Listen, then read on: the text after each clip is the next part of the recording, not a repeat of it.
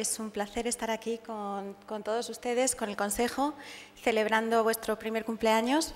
Hay muchas caras amigas. A nivel personal es una gran satisfacción veros y espero, María José, que no me tengas que sacar la tarjeta roja. El panel habla sobre la implementación. Yo, como trabajamos en la División de Modernización del Estado, prefiero hablar de la institucionalización del uso de transparencia e información pública. Para ello voy a hacer referencia a qué entiendo yo por implementación, cómo podemos hacer un cruce entre la oferta y la demanda de información. Para ello, un concepto con el que trabajamos en el BID es el concepto de transparencia focalizada, sobre el que voy a dar algunos ejemplos de implementación para concluir con algunas ideas finales. En cuanto a la oferta de información, la implementación institucional del acceso a la información ha sufrido una clara evolución en los últimos años, ¿no? Podemos pensar que empezamos por una discusión a nivel legislativo. En primer lugar, eran una serie de normas. Ahora estamos hablando incluso de leyes modelo, algo en lo que está trabajando la Organización de Estados Americanos. Hemos pasado a discutir también sobre institucionalidad, qué pasa con las instituciones garantes, cómo están funcionando, qué mecanismos de apoyo necesitan para cumplir con su función, qué sistemas de información, de archivo, de registro, qué capacidades necesitan los funcionarios, etcétera. Y empezamos ahora una discusión respecto a la mejora continua de los sistemas de acceso a la información pública. Esto es algo en lo que el Consejo para la Transparencia está particularmente activo, evaluando la calidad de la información de transparencia activa, evaluando la calidad de respuesta de transparencia pasiva, etcétera. Lo mismo podemos pensar en el caso de la demanda del uso de información. Podemos hablar de que efectivamente en un primer momento se concentra la discusión en transparencia activa. ¿Qué tipo de información de carácter obligatorio, estándar, común tienen que dar las entidades públicas a los ciudadanos? Pasamos a pensar en transparencia pasiva. ¿Qué información puedo yo solicitar además de la que la institución me quiere dar? Para hablar en la discusión, que es en lo que yo me quisiera centrar, en la integración en la gestión pública, es decir, de qué manera podemos hacer esas solicitudes de información o extraer esa información para ayudar a la mejora y al fortalecimiento de la capacidad institucional. Es decir, a los usuarios, pensando en el ciudadano como demandante no solo de información, sino de un cambio de política, cambio de legislación, etcétera. ¿Por qué es importante esto? Si ponemos en, no sé si se ve muy bien, puse un color muy clarito, pero ahí hay un eje, siendo uno de los ejes la institucionalidad, lo que podríamos ver como la oferta de información. Efectivamente, si nos movemos de la izquierda a la derecha, la progresión en la oferta de información nos da que podemos considerar acceso a la información como incipiente o como consolidado si tenemos los elementos anteriores que he conversado respecto a qué se necesita, capacidad, sistemas, mandato legal, etcétera. Pero si introducimos la visión del uso, las cosas pueden cambiar. Es decir, si no hay uso y tampoco hay institucionalidad, obviamente el acceso a la información no se está implementando, no está consolidado. Si hay uso y hay institucionalidad, estamos en el mejor de los casos. Pero, ¿qué pasa si la institucionalidad no es perfecta? No tenemos lo que consideramos una ley modelo, no tenemos lo que consideramos un sistema completamente integrado, pero sí tenemos un uso concreto y una demanda en algunos temas concretos de la ciudadanía. Yo argumentaría que también podemos hablar de acceso a la información y lo voy a explicar más adelante. En nuestra preocupación por acompañar a los países en la institucionalización de la transparencia, hicimos, cuando surgió la oportunidad de establecer un fondo de actividades especialmente dedicado a esto en el banco, una labor de investigación que incluyó, bueno, obviamente académicos, pero también agentes de sociedad civil, entidades públicas, etcétera. Y ahí llegamos al concepto de transparencia focalizada, que como un elemento principal de la eficacia del acceso a la información y que parte de un supuesto fundamental, es decir, herramientas de acceso a la información flexibles orientadas a la demanda del usuario sobre temas específicos. Entonces, se asienta sobre 4 pilares. Buscamos un objetivo específico de reforma, es decir, hay un problema que se ha detectado, hay una coalición concreta, no toda la ciudadanía de usuarios que presta atención a ese problema.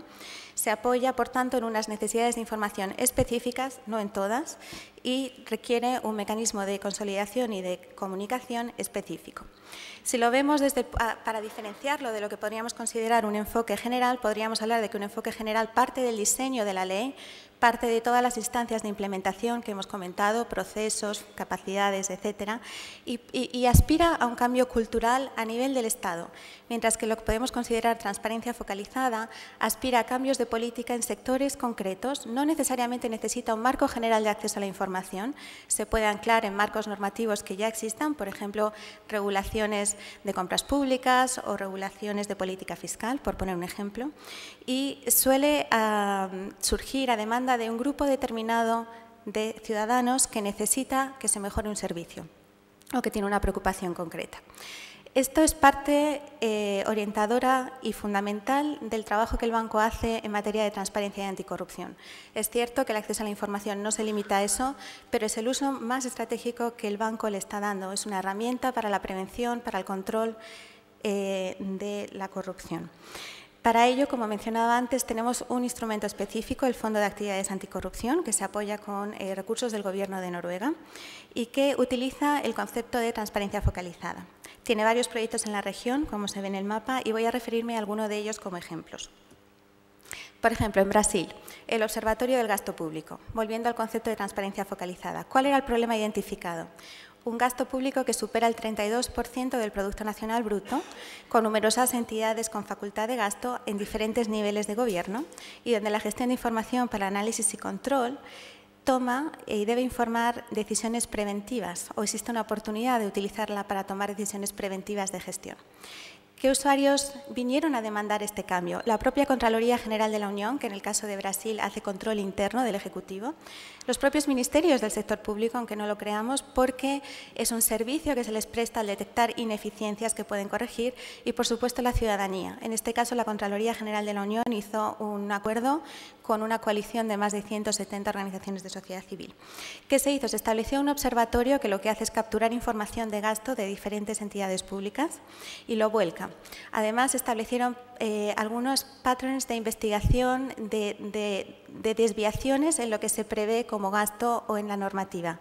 Y se descubrieron oportunidades de mejoras claras, por ejemplo, en el caso de compras públicas, pero también en el uso de las tarjetas de crédito que a las entidades públicas se les daba. En este momento se está apoyando el desarrollo de lo que han llamado el OPE de Nano, es decir, la versión del observatorio a nivel subnacional.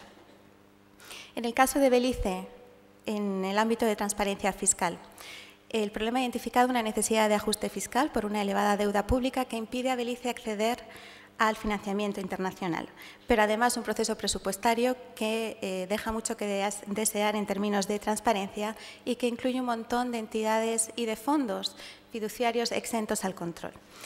¿Quiénes solicitaron este tipo de intervención? De nuevo el Gobierno, las propias entidades de control superior y la ciudadanía, obviamente. Un incentivo claro es acceder a los mercados internacionales. ¿Qué se hizo para apoyar? Establecer un marco de responsabilidad fiscal, que además de hacer un plan fiscal a mediano plazo, que ya da cierta orientación respecto a las prioridades estratégicas del gasto, revisó el proceso presupuestario y además revisó los criterios y la información que se genera alrededor de los proyectos de inversión que son priorizados. Además, esta información se vuelca en un portal de transparencia fiscal al que tienen acceso los ciudadanos. En Argentina, otro ejemplo, transparencia en la distribución de subsidios. En este caso, el 15% del presupuesto anual pasa a subsidios del sector privado y en un estudio de un think tank muy conocido, CIPEC, llegaron a la conclusión de que el 40% no tenía información respecto al beneficiario final ni respecto al monto del subsidio. Ahí la demanda vino de sociedad civil, pero se hizo un acuerdo con entidades del sector público en la implementación del programa para facilitar esos flujos de información. Obviamente había un interés también de las entidades de control superior. ¿Qué se hizo? En primer lugar, poner el tema en la mesa. Esto es algo que a la ciudadanía le puede ser lejano. Se hizo un estudio económico del impacto de la posible corrupción en los subsidios. Se preparó un modelo institucional en términos de flujos de información, responsabilidades, procesos, etcétera. Y se hizo un fuerte esfuerzo de capacitación, tanto a funcionarios públicos como a ciudadanía, como a jueces y fiscales de la problemática de la falta de transparencia en los subsidios. Todo esto se volcó en una base de datos interactiva que maneja el think tank que les comentaba. Por último, a nivel regional también podemos encontrar ejemplos, en este caso en el ámbito de los servicios financieros. Una creciente complejidad financiera, instrumentos con una letra cada vez más pequeña que todos sabemos han generado muchos problemas y la necesidad de proteger al usuario y además la demanda del propio usuario de entender qué riesgos está asumiendo. En este caso acudió a nosotros la Federación Latinoamericana de Bancos, FELABAN, y lo que hicimos fue, en primer lugar, ayudarles, les estamos ayudando a construir una página web que permita tener herramientas dinámicas de análisis y comparación para la estimación de riesgos por los usuarios, pero también el desarrollo de guías y lineamientos de buenas prácticas que sirvan para las propias entidades financieras. Obviamente no todas lo van a aplicar, pero hay varias en la región que ya se han ofrecido voluntarias para implementar esta mejor práctica. Para concluir, antes de que María José saque su tarjeta, el apoyo para el banco en los temas de transparencia y corrupción es prioritario. Recientemente el banco ha revisado su estrategia de trabajo en este ámbito. En la página web hay un plan de acción detallado de cómo pensamos que podemos ofrecer apoyo a los países en este ámbito de trabajo y, desde luego, el acceso a la información es para nosotros una herramienta estratégica para lograr este objetivo. Lo vemos, como decía, como un rol de prevención, pero también de fortalecimiento institucional. A través de los ejemplos que les he dado, efectivamente se transparenta la gestión, pero además se encuentran mejoras a los procesos y a las políticas. El ámbito de apoyo del BID tiene que ver con el concepto de transparencia focalizada, como me he centrado en la presentación, pero también en la institucionalización de leyes de acceso a la información. Por eso estuvimos trabajando con el Consejo, por eso estamos apoyando también en Jamaica la revisión del marco legislativo y el sistema que tienen para gestionar las solicitudes de información. Apoyamos con asistencia técnica y financiera, con acompañamiento de procesos, experiencia comparada, etcétera. Y con esto quedo a su disposición para preguntas, para conversar después. Les invito a ver la página del banco donde hay un montón de información y aprovecho para desear al Consejo un muy feliz cumpleaños.